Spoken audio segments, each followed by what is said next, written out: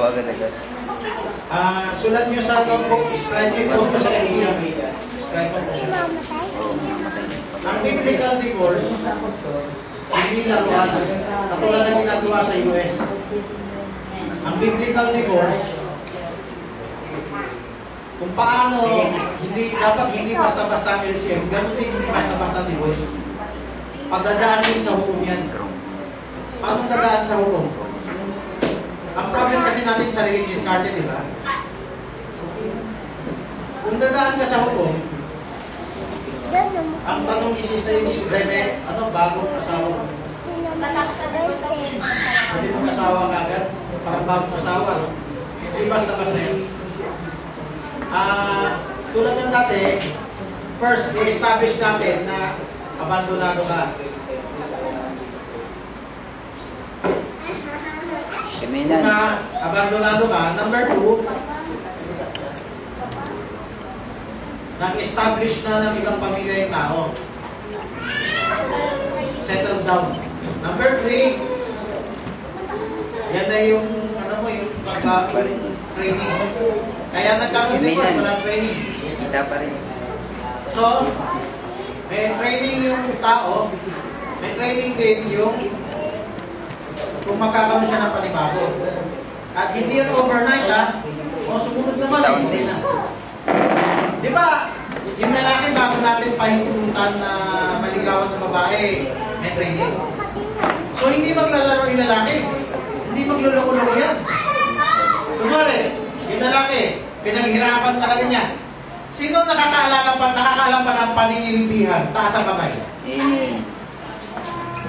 Di ba ang paninilbihan, naghihirap yung lalaki? Si Jacob. Ngayon, kung inabot ng taon ng paghihirap niya, sa tingin mo, iiwanan niya agad yung asawa niya? Ibig sabihin, genuine yung pagmamahal niya. Number 2, napaka-precious ng asawa niya kasi pinaghirapan niya yun.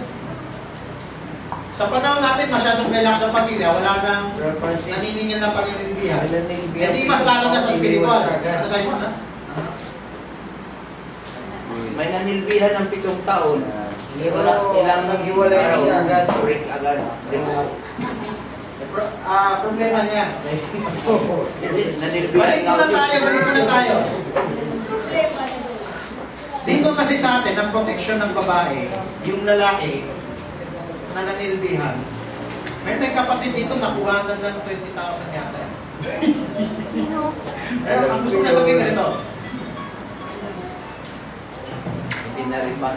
No refund. Nagpapadali. Ayos kayo. Maghintay sa upo. Nagpapadali. Okay. Kinig mo na kayo. Yan ay material things. Pero ang pinakamagandang paninilbihan sa lahat, hindi natin inaalis ang material, yung spiritual na paninilbihan. Kasi doon mo makikita genuine yung lalaki. Ngayon, balik tayo. Divorce ang paksa natin. Ganon din, kung hindi ganun kadali makuha ng lalaki, babae, dahil sa sala ng ubo. Ganon din sa divorce at remarriage. Ibig sabihin, para siya maging banal sa kanyang divorce at remarriage, for the first time, dadaan siya sa sala na yun. Pagsasala na yan. Doon lang pa lang siya mag-iglesia. Ibig sabihin yung dati pala, hindi niya sinadmit, nakawala, nangagulo. Actually, marami nang dumaan nakawala. Pero walang submit. Sariling discarding, sariling kuwaring panibago. Tama niya? Walang katapusan ang problema. So, habang maaga pa, ano man sitwasyon na kayo, pumasok na kayo sa training kasi bibigyan kayo ng Diyos ng katiwasayan. Okay, Sister Liz? Okay, next question.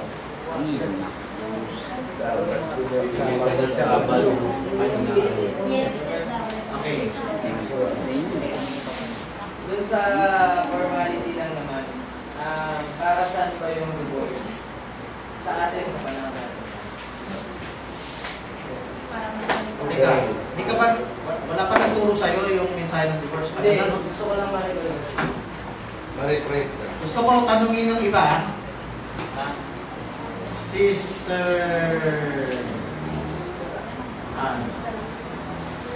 Bakit may divorce?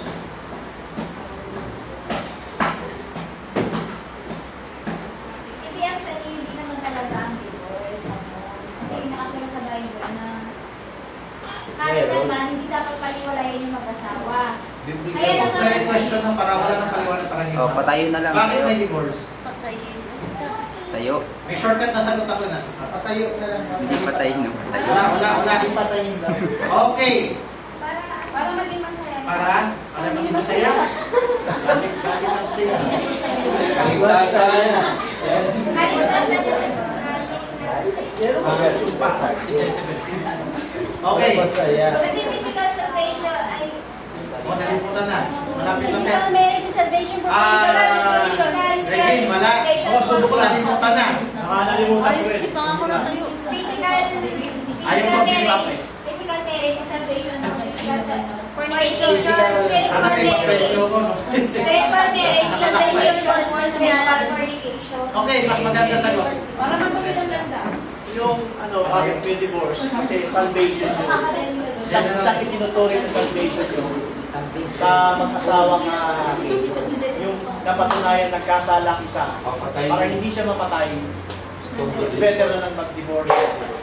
Yung isa yung sa alam ko narinig ko noon na kaligtasan. Okay. Tama sagot niya, mahaba ang lang. Sino may shortcut? Para sa ano? Salvation. Huwag mapatay na yung divorce. Kaligtasan both sides. Pakihila na. Ano? Okay, ito ang sagot. Because of, sinabi ko sa preaching dati. Hindi patayin ng babae. Tama yan, kaso may. Patayin ng babae. Hindi ka ng babae. Kung kailangan patayin ng babae, grabe naman. Tapos sa lalaki na. Sabay-sabay, basahin natin. Dahil sa habang ng Diyos, nami-misinterpret yung divorce na parang laruan. Yan yung pinapagalitan ni Kristo sa mga disipulo eh. Matthew 19. Yung divorce parang ano sila, kailan yung Kristo? Rabbi Hillel. Rabbi Hillel, Rabbi... Sino yung ano ni Pablo? Rabbi... Gamaliel. Gamaliel versus Hillel. May divorce dahil mali lang ang pagsangling spread. Sabi ko, may divorce dahil nakalunya. Kaya sabi ni Kristo, kaisa niya si Gamaliel. Malay mo napikot lang. Kaya nung na-realize, nag-divorce. Kaya mga makalaman na ano eh. Balik tayo sa purpose. Deuteronomy 24, pakibasa. Saan nyo yung Bible nyo? Deuteronomy 24. Pakibasa, Sister Nair. Para magbuklat na kayo. Wala kayo dalang Bible. Bukas na. Deuteronomy 24, 1. Pakinggan natin.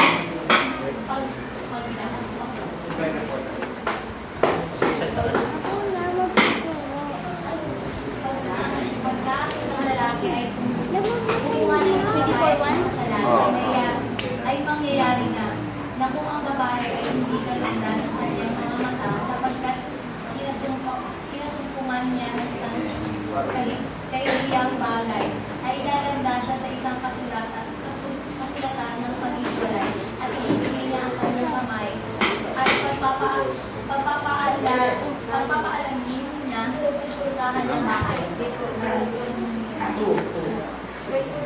Ito na mga luwas. At pagkaalis niya sa bahay ng lalaki ay magkayayaon siya at mag-asawa ng ibang lalaki. Hindi po gasaw. Okay, unawain niyo ha.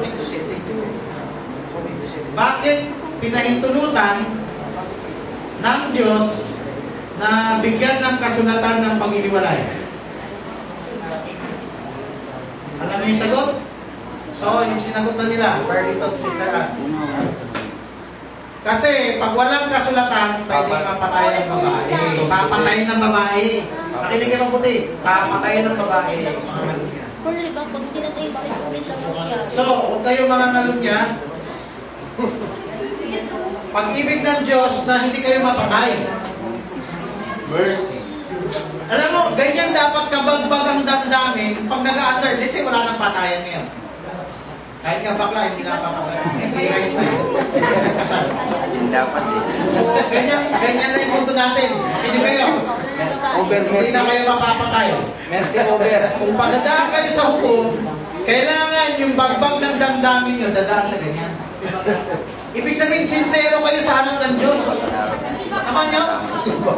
Yan ang hinahanap ng Diyos sa sincero. Hindi ka nga papatay, pero meron ka parang, alam mo sa grace, yung unmerited favor, yung grace, hindi ka dapat patawarin, papatawarin ka. Nalaki ang utang na loob mo. Alam, hindi mo maubos maisip anong klaseng biyaya yan na binigay sa'yo, na hindi ka karapat dapat yan. Ganun dapat ang pakiramdam ng nabigyan ng divorce letter. Tandaan nyo, ang nabigyan ng divorce letter, may kasalanan ng babae. Iba naman, kunwari, ang lalaki may kasalanan. Sabi ng Bible, hindi siya pwede hiwalayin.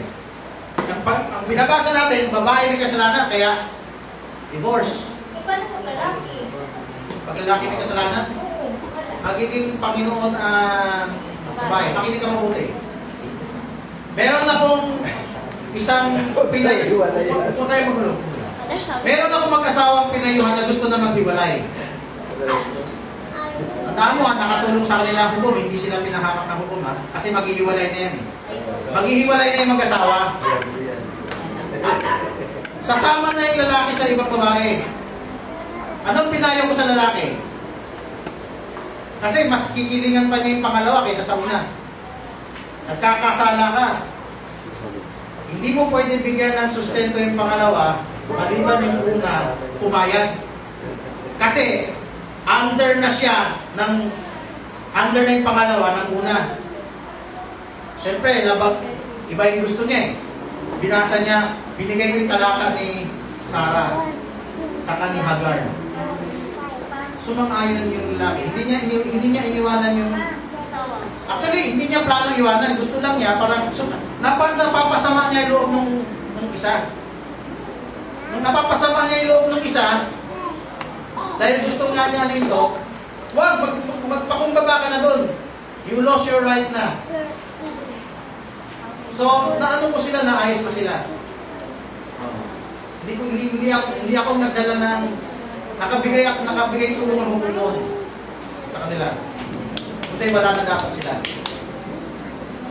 So, ang tinutok ko ito, taga rito lang na kapatid, hindi taga Malayo. Bakit ha? Bakit sinabi mo? Hindi, baka akalain mo sa taga Malayo. Ang gusto ko lang sabihin ganito.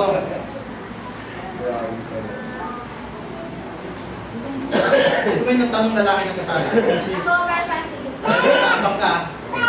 Under na siya nung... Naabang ang pagkasala yung lalaki. Sabi ni Pablo, dinadalangin ko sila. Sabi ni Pablo, dinadalangin ko sila sa Panginoon kasi may kahabagan. Ano? Ganun?